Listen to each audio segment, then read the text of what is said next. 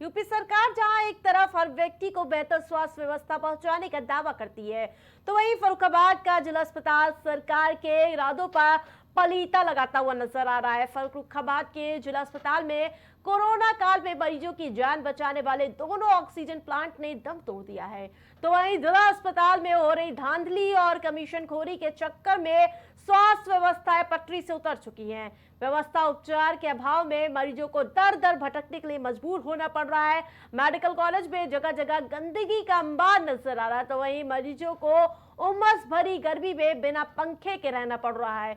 बारिश का पानी छत से टपक रहा है। मरीज के साथ में रहने वाले भी गंदगी की वजह से बीमार होते हुए नजर आ रहे हैं। जहां डायरिया जैसा प्रकोप लोगों पर है, वहीं मेडिकल कॉलेज में भर्ती मरीज गंदा पानी पीने को मजबूर है। मरीजों को ले जाने वाले स्ट्रक्चर भी विकलांग नजर आ रहे हैं।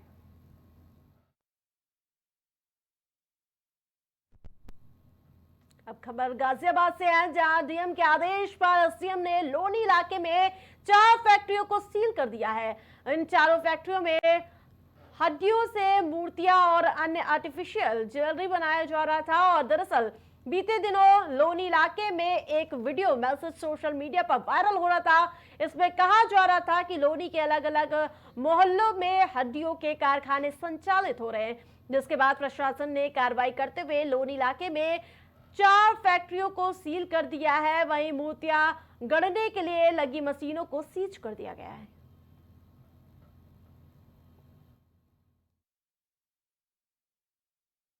जहां आपको बता दें कि हड्डियों से मूर्तियां बनाई जा रही थी और जिसके बाद प्रशासन ने पूरे मामले में कार्रवाई की है। तो वहीं ये गाजियाबाद से तस्वीरें आपको दिखा रहे हैं, जहां हड्डियों से मूर्तियों बनाए जाने की सूचना सामने आई थी, जिसके बाद ये तस्वीरें सामने आई। प्रशासन कार्रवाई करता हुआ नजर आ रहा है।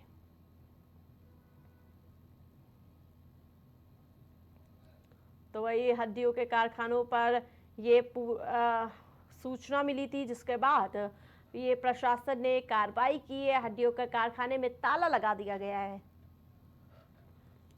मूर्ति से मंगलसूत्र तक तैयार किया जाता था, इसकी सूचना लगातार मिल रही थी और जिसके बाद प्रशासन की कार्रवाई देखने को मिली है।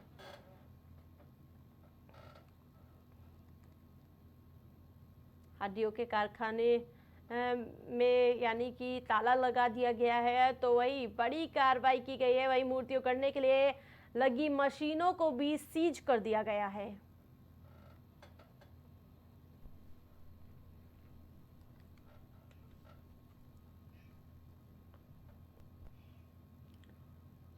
उत्तर प्रदेश में आए दिन चोरी, डकैती और इसके अलावा आपराधिक घटनाएं सामने आ रही हैं। इसी बीच मथुरा जिले में पुलिस को बड़ी सफलता हाथ लगी है। दरअसल पुलिस ने बड़ी कार्रवाई करते हुए धोखाधड़ी करने वाले अंतर्राज्यीय बदमाशों को गिरफ्तार करने में सफलता हासिल की। इस दौरान पुलिस को बदमाशों से अवैध तमंचा समेत सामान बरामद हुआ है। इन अपराधियों का मुख्य तरीका ये था कि वे बैंक या एटीएम के बाहर लोगों को निशाना बनाते थे और किसी बहाने से उनका एटीएम कार्ड बदल देते थे।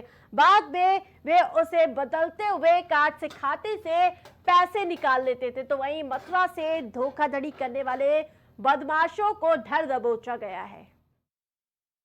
जैसा कि इनसे अभी तक की पूछताछ में आया है, ये एटीएम के आसपास इस ताक में रहते हैं कि कोई सीधा साधा या उम्र दराज या जिनको इनको लगता है कि ये कम पढ़े लिखे हो सकते हैं, उनको वॉच करते हैं। और जहां भी उनको लगता है कि एटीएम ऑपरेट करने में कॉन्फिडेंट नहीं है, तो उनको मदद करने के नाम पर उनसे बड़ी सफाई से ठगी करते हुए उनका एटीएम कार्ड बदल देते हैं और फिर किसी दूसरे एटीएम पे ले जाके वहां से कैश विड्रॉल और पीओएस मशीन के थ्रू स्वाइप करके ये शॉपिंग तथा अन्य आपराधिक कृत्य जो है इनके द्वारा किया जाता है।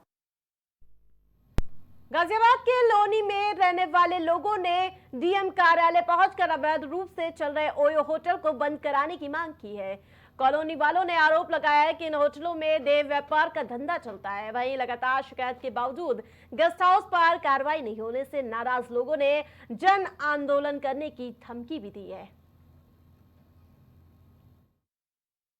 क्योंकि हमारे लोनी में एक ही गंद फैल रही है और ये बल्कि बहुत दिन से फैली हुई थी, लेकिन बीच में इसे एकदम रोक हो गया था। पहले भी सबने आवाज़ उठाई थी, हमारे विधायक जी ने भी उठाई थी और सबने उठाई थी। तो ये कुछ दिनों के लिए हमारी उस टाइम एसडीएम शुभांगी शुक्ला जी थी और उस टाइम भी मैं मनोनीत पार्षद थी जब आवाज़ उठाई गई थी।